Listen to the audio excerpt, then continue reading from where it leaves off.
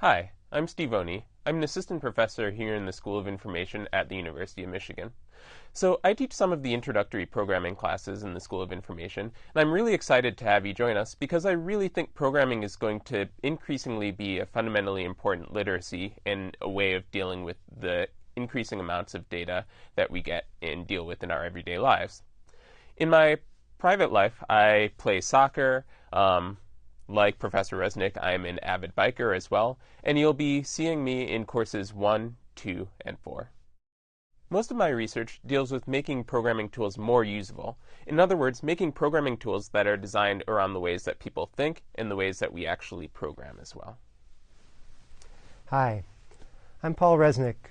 I'm a professor and Associate Dean for Research at the University of Michigan School of Information. As Associate Dean, I don't get to teach that much, but I really enjoy teaching the material that I'll be teaching you in this specialization. And I'm glad to have a chance to share it with you. You'll see me in courses 1 and 2, almost all of course 3, and a little bit in course 4.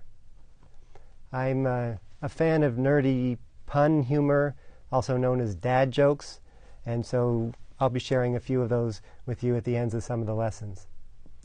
In my research, I'm probably best known for what's now known as recommender systems. I first published on this back in the early 90s. Things like at Amazon where it says people who bought this book also bought these other books. And more recently, I've been working on online communities and then on educational technologies. In my personal life, I like to play tennis and ride a bike. I've ridden very slowly up a couple of the iconic climbs of the Tour de France. 4 years ago up Mont Ventoux, and a couple of years ago up the Col du Tourmalet in the Pyrenees. I don't travel nearly as much as Dr. Chuck, but I do look forward to trying to adopt his practice of holding live office hours in places when I do get to travel. So maybe I'll get a chance to see you. See you in the lessons. Hi, my name is Jackie Cohen, and I'm a lecturer at the University of Michigan School of Information. I teach a lot of programming courses, including courses a lot like the ones you'll see here, and I also build and design and support a lot of course resources. All of this means that I've seen a lot of different students complete a lot of different programming projects, and what I'll be doing here is orienting you to the end-of-course projects and giving you some hints and tips about what might be useful and exciting while working on them. I hope you enjoy them because I think they're really fun, and they'll give you a lot of tools for working with programming in your everyday life. Hi, I'm Chris Brooks. I'm faculty here at the University of Michigan. In this specialization, I'll be teaching the last course. In that course, you're going to take image manipulation libraries and large image sets and use Python to change it into useful information. My research focuses on educational technology, and I teach a lot of data science courses, including some on this platform. And I'm very interested in how learners like you approach technology, interact with technology, and use it to enable your learning. I'm looking forward to seeing you in that last course. Hello, my name is Charles Severance, and you may have seen me before in the Python for Everybody specialization, which is some of you took that and then came to this class. I'm really enjoying what I'm doing in this class in that I'm not actually teaching any of the core material, but I'm doing what we call the way of the programmer, and that is sort of I get to play a little bit and not actually teach you anything, but show you something cool, and that gave me a lot of freedom to show things that I consider fun. My research area, as some of you may know, is educational technology. The platform that you're using is something I'm very curious about, how we can improve it, how we can make it better. And I have lots of hobbies, but my most recent hobby is racing on road courses. So if you look, you might find a picture of me in a race car. Hi, I'm Lauren Murphy. I took the on-campus version of this course a couple years ago and ended up working as an instructional aide to help other students learn the material. I since returned to help out with this course, building up the quizzes and assessments and projects that you'll be doing. I'm very excited that you'll have the opportunity to learn the same material, and I hope that you have a good time. And in this specialization for Python 3 programming, you learn how to become a competent Python programmer by learning the fundamentals of the language in detail. You'll learn how to navigate complex data structures and accumulate results from them, and you'll learn how to convert data into a format that can be used by other programs. At the end of the specialization, you'll be able to write Python programs of a few hundred lines. You'll be able to use and integrate Python modules into your code. You'll be able to use external tools like APIs by reading their documentation as well. We start from the beginning, and we don't assume any prior knowledge, but we do go deep into the fundamentals of Python to be sure that you understand every aspect of code. So you want to say something about what's our Runestone interactive environment? Yeah, so the Runestone Interactive textbook allows you to interleave learning materials with active code assessments that will allow you to actually write code. And we find that writing code is really important because even though you can learn how a concept works in theory, so you might know how some particular feature of Python works, it's really important to actually write code to gain more of a working understanding and to know how to actually apply those concepts in practice.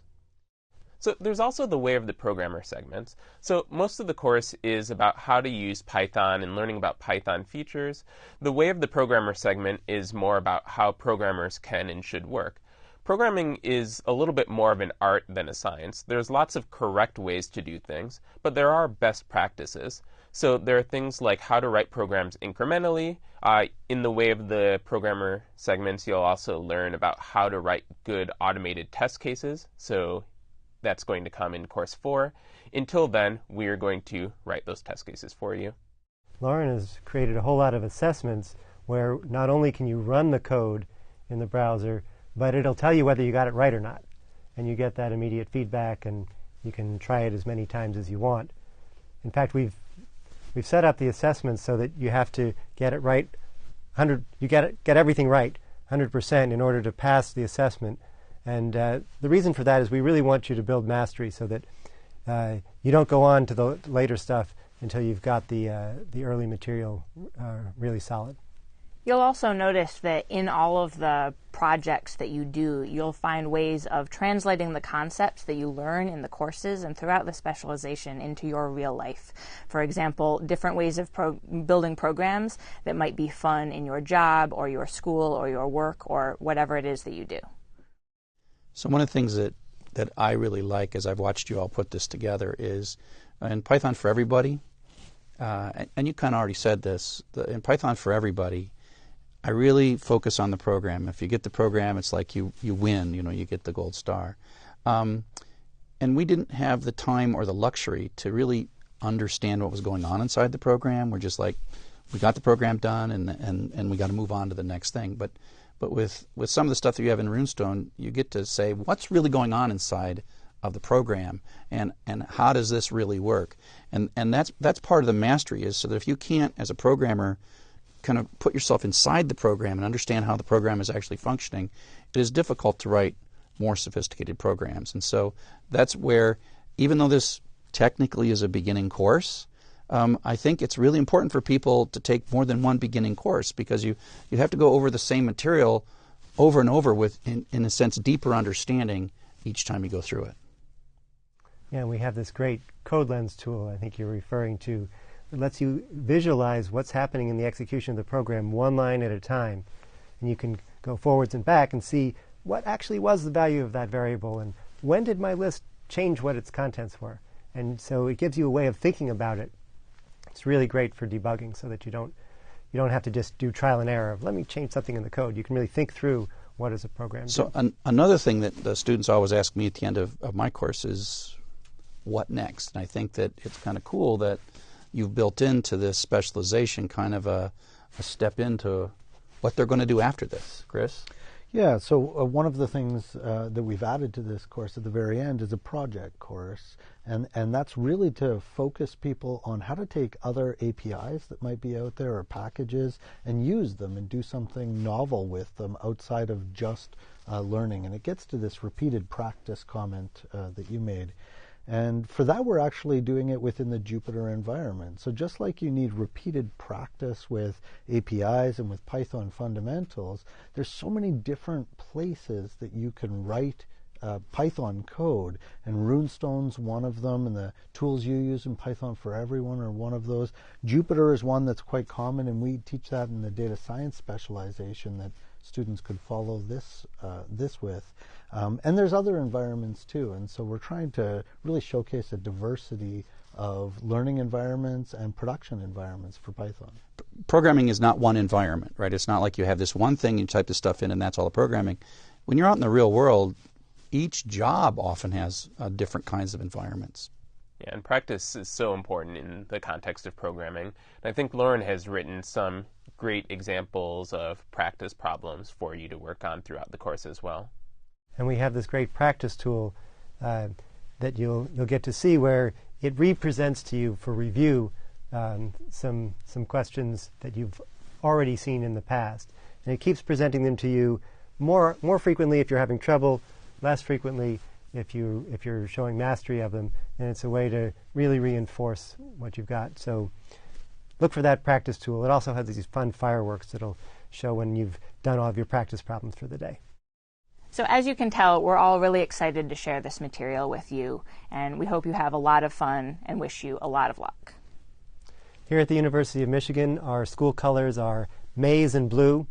You might think of them as yellow and blue, but we call it maize and blue. And if I travel anywhere and I have a Michigan logo thing on, someone will come up to me in the airport and say, "Go blue." So, on 3, 1, 2, 3. Go blue!